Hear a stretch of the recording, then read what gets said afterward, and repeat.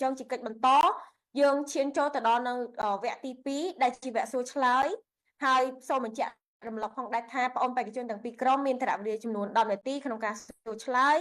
ដែលផ្ដើមចេញពីបងប្អូនបេក្ខជននៃក្រុមស្របដែលក្នុងនោះបងប្អូនមានថវិកាចំនួន30វិនាទីក្នុងការចោទជាសំណួរនិងថវិកា1នាទីក្នុងការឆ្លើយហើយដូច្នេះកុំឲ្យខាត់ពេលវេលាយូរនាងខ្ញុំសូមចាប់ផ្ដើមនៅវគ្គសួរឆ្លើយ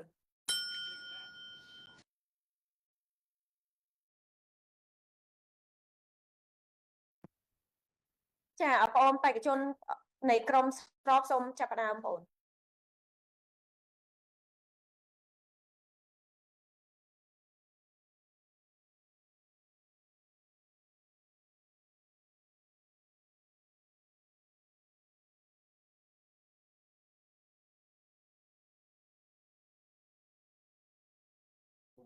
អរគុណអង្គលើវេទិកាទាំងមូលដែលបានផ្ដល់ឱកាសឲ្យខ្ញុំជាក្រុមស្របដើម្បីសួរសំណួរទៅកាន់ក្រុមបដិសេធខ្ញុំមានសំណួរមួយដើម្បីសួរទៅកាន់មិត្តក្រុមបដិសេធថាតើសប្តាហ៍ថ្ងៃមិត្តបានចូលរួមជាមួយនឹងក្រុមប្រឹក្សាយុវជននៅក្នុងសាលារបស់មិត្តដែរឬទេមិត្ត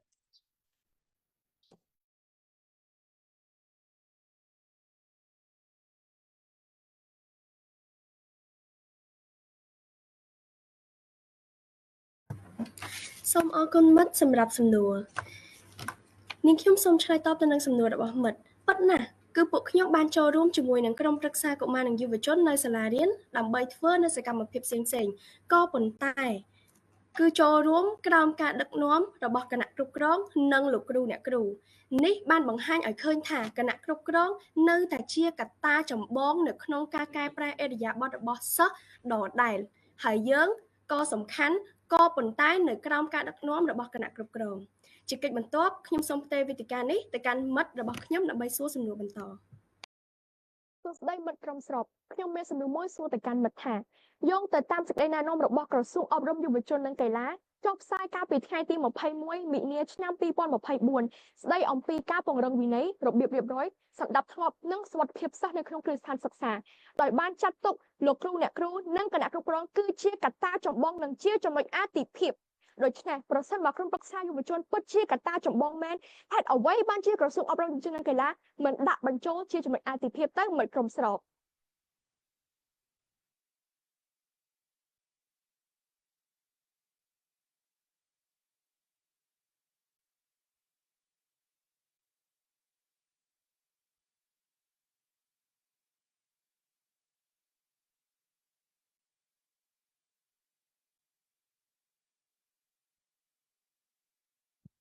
ចាបងអូនសូមបន្តបងអូន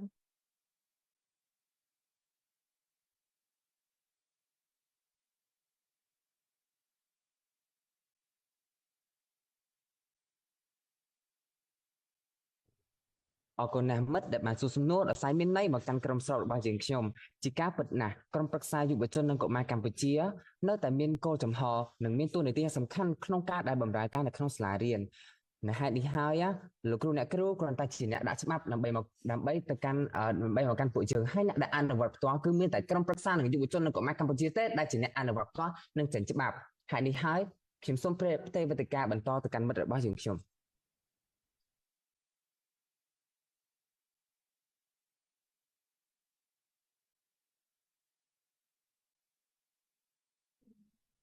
អរគុណមិត្តខ្ញុំមានសំណួរមួយចង់សួរទៅកាន់មិត្តបានលើកឡើងថាគណៈគ្រប់គ្រងគឺជាកត្តាចម្បងក្នុងការកែប្រែឥរិយាបថរបស់សិស្សជាវិជ្ជមានតើគណៈគ្រប់គ្រងមានពេលវេលាគ្រប់គ្រាន់ដែរទេបើគាត់មានការងារច្រើនដល់ម្លឹងហើយបើគាត់មិនបានចែកការងារតាមរចនាសម្ព័ន្ធដល់ក្រុមប្រឹក្សាយុវជនឲ្យជាអ្នកដើរល្បាតនិងមើលការខុសត្រូវលើសាលាដូចជាការពិនិត្យឥរិយាបថវិន័យ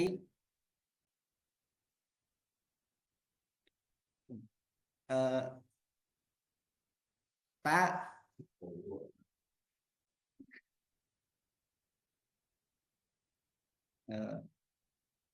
មិត្តបានលើកឡើងថាគណៈគ្រប់គ្រងសាលារៀនគឺជាកត្តាចម្បងក្នុងការកែប្រែឥរិយាបថរបស់សិស្សចុះបើគាត់រវល់ដល់ម្លឹមតើគាត់មានពេលវេលាណាចុះទៅមើលសិស្សជារៀងរាល់ថ្ងៃនោះមិត្តបើមិនមែនជាក្រុមប្រឹក្សាយុវជនសូមអរគុណមិត្តអរគុណមិត្តចំពោះសំណួរនៅត្រង់ចំណុចនេះខ្ញុំសូមឆ្លើយតបទៅនឹងចំណុចដែលមិត្តបានលើកឡើងមុននេះបន្តិចសិនមិត្តបានលើកឡើងថាក្រុមប្រឹក្សាគឺមានតួនាទីសំខាន់ នៅត្រង់ចំណុចនេះមិត្តក៏បាននៅត្រង់ចំណុចនេះគឺសំខាន់មែនប៉ុន្តែមិនចម្បងនោះទេហើយមិត្តក៏បានលើកឡើងផងដែរថាក្រុមប្រឹក្សាគឺមាននីតិនៅក្នុងការអនុវត្តច្បាប់ប៉ុន្តែនៅក្នុងការអនុវត្តច្បាប់មិនមែនមានតែក្រុមប្រឹក្សាតែមួយមុខឡើយដែលបានអនុវត្តច្បាប់លោកគ្រូអ្នកគ្រូនាយកសាលាក៏បានអនុវត្តច្បាប់ផងដែរជាក់ស្ដែងនៅក្នុងថ្នាក់រៀនលោកគ្រូអ្នកគ្រូក៏តែងតែបង្កើតនៅគោលការណ៍ថ្នាក់រៀនបទបញ្ជាផ្ទៃក្នុងដើម្បីឲ្យសិក្សានុសិស្សគោរពហើយគាត់ក៏បានព្រៀនប្រដៅនឹងអប់រំទូមានឲ្យសិក្សានុសិស្សគោរពនិងប្រតិបត្តិទៅតាមអរិយាប័ត្រគោរពឲ្យមានអរិយាប័ត្រនិងសិលធម៌ល្អផងដែរហើយបន្ថែមពីលើនេះមួយទៀតនៅត្រង់ចំណុចគណៈគ្រប់គ្រងនៅត្រង់ចំណុចនេះគឺចង់បង្ហាញអំពីភាពឆ្លៀសវៃរបស់គណៈគ្រប់គ្រងទៅវិញទេដែលគាត់អាចបែងចែកការងារនិងអាចដោះស្រាយបញ្ហាអរិយាប័ត្រទាំងនោះបានយ៉ាងល្អប្រសើរណាស់មិត្តក្រុមស្របជាទីស្នេហាហើយខ្ញុំក៏សូមទេវេទិកានេះទៅកាន់មិត្តក្រុមខ្ញុំ ចាសូមអរគុណនាងខ្ញុំសូមសួរនៅសំណួរបន្ទាប់យោងទៅតាមសម្ដីរបស់យុវតីយ័តរតយ៉ារ៉ូប្រធានក្រុមប្រឹក្សានៃវិទ្យាល័យពេជ្រចិន្តាបានលើកឡើងថាក្រុមប្រឹក្សាមានតួនាទីនៅក្នុងការជួយដោះស្រាយបញ្ហារបស់សិស្សក៏ប៉ុន្តែនៅក្នុងករណីដែលមិនអាចដោះស្រាយបានគឺនឹងទៅសុំជំនួយពីគ្រូប្រឹក្សាអាជីពគណៈគ្រប់គ្រងសាលានេះសបញ្ជាក់ឲ្យឃើញថាឥទ្ធិពលនៃក្រុមប្រឹក្សានៅមានកម្រិតនៅឡើយហើយគណៈគ្រប់គ្រងលោកគ្រូអ្នកគ្រូនៅតែដើរតួនាទីជាចម្បងដដែលតើមិត្តមានយោបល់យ៉ាងណាចំពោះរឿងមួយនេះសូមអរគុណ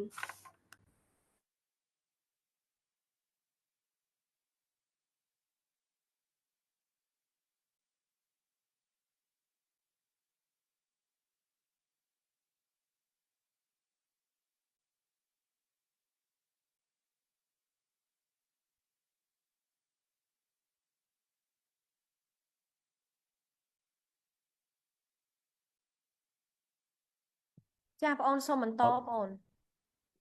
អរគុណខ្លាំងណាស់មិនសម្រាប់សំណួរដ៏មានតម្លៃមួយនេះតាមពិតទៅក្រុមប្រឹក្សាយុវជននិងកុមារកម្ពុជាលោកគ្រូអ្នកគ្រូក៏ជាផ្នែកមួយនៃក្រុមប្រឹក្សានិងយុវជនរបស់កុមារកម្ពុជាដែរលោកគ្រូអ្នកគ្រូនិងក្រុមប្រឹក្សាអាជីពទាំងអស់គឺស្ថិតនៅក្នុងផ្នែកវិន័យនិងចលនាកុមារ3ល្អរបស់សម្ព័ន្ធនៃក្រុមប្រឹក្សាយុវជននិងកុមារកម្ពុជា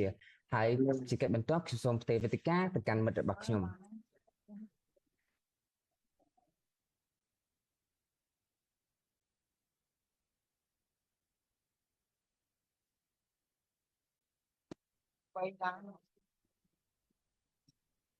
ខ្ញុំមានសំណួរចង់សួរទៅមិត្តក្នុងបរិស័ទថាមិត្តអាចគិតបានទេថាបើគ្រឹះស្ថានសិក្សាមួយគ្មានក្រុមប្រឹក្សាយុវជនទេនោះ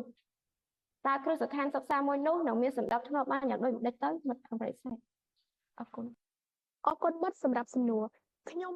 មកទីនេះគឺមិនមែនក្នុងគោលបំណងថាក្រុមប្រឹក្សាកុមារមិនសំខាន់ទេក្រុមប្រឹក្សាកុមារសំខាន់ប៉ុន្តែមិនមែនជាកត្តាចម្បងឡើយកត្តាចម្បងនៅក្នុងការកែប្រែអរិយាប័ត្រជីវិតជំនាញរបស់សិស្សគឺគណៈគ្រប់គ្រងលោកគ្រូអ្នកគ្រូអាណាព្យាបាលនិងអាជ្ញាធរមានសមត្ថកិច្ចភាគីពាក់ព័ន្ធទាំងអស់ដែលសុទ្ធតែជាតលហើយក៏ដែលក្រុមបដិសេធពួកខ្ញុំបានលើកឡើងហេតុនេះក្រុមប្រឹក្សាមិនមែនមិនសំខាន់ទេគ្រប់ភាគីទាំងអស់គឺសុទ្ធតែសំខាន់ប៉ុន្តែត្រូវស្វែងរកថានរណាទើបមានឥទ្ធិពលចម្បងបំផុតសូមអរគុណ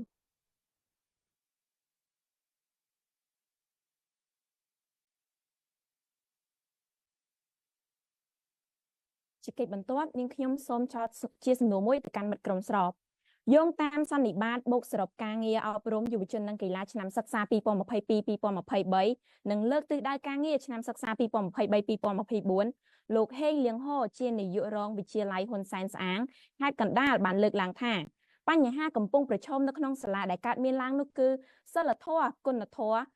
និងសុជីវធម៌របស់សិស្សានុសិស្សគឺនៅមានកម្រិតហើយដើម្បីដោះស្រាយពីបញ្ហានេះលោកតែងតែចោះអប់រំសិស្សានុសិស្សដោយផ្ទាល់និងមានការអប់រំពីលោកគ្រូអ្នកគ្រូនិងអាណាព្យាបាលបន្ថែមតើនេះមិនសបញ្ជាក់ទេឬថាក្រុមប្រឹក្សាយុវជននិងកុមារដើរតួផ្នែកតូចដើរតួនៅក្នុងការអប់រំកែប្រែអរិយាប័ត្រវិជ្ជមានរបស់សិស្សមួយផ្នែកតូចប៉ុណ្ណោះមិត្តតើមិត្តមានយោបល់យ៉ាងណាចំពោះចំណុចមួយនេះវាមិនមែនទាំងអស់ទេមិត្តតើតែមានការចូលរួមពីក្រុមប្រឹក្សាយុវជនកុមារកម្ពុជាដែរទើបធ្វើឲ្យសិស្សទាំងអស់នោះសិស្សានុសិស្សទាំងអស់នោះបានយល់ច្បាស់ពីគុណធម៌សិលធម៌និងសុជីវធម៌ជាកិច្ចបន្តខ្ញុំសូមផ្ទេរវេទិកាទាំងនេះទៅឲ្យមិត្តខ្ញុំជាបន្ត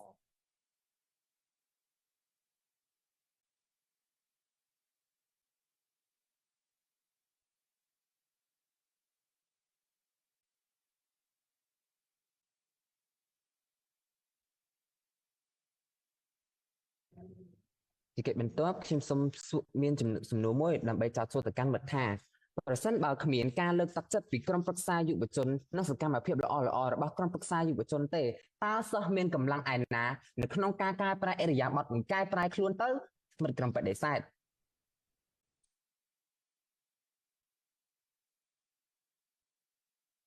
អរគុណមិត្តសម្រាប់សំណួរ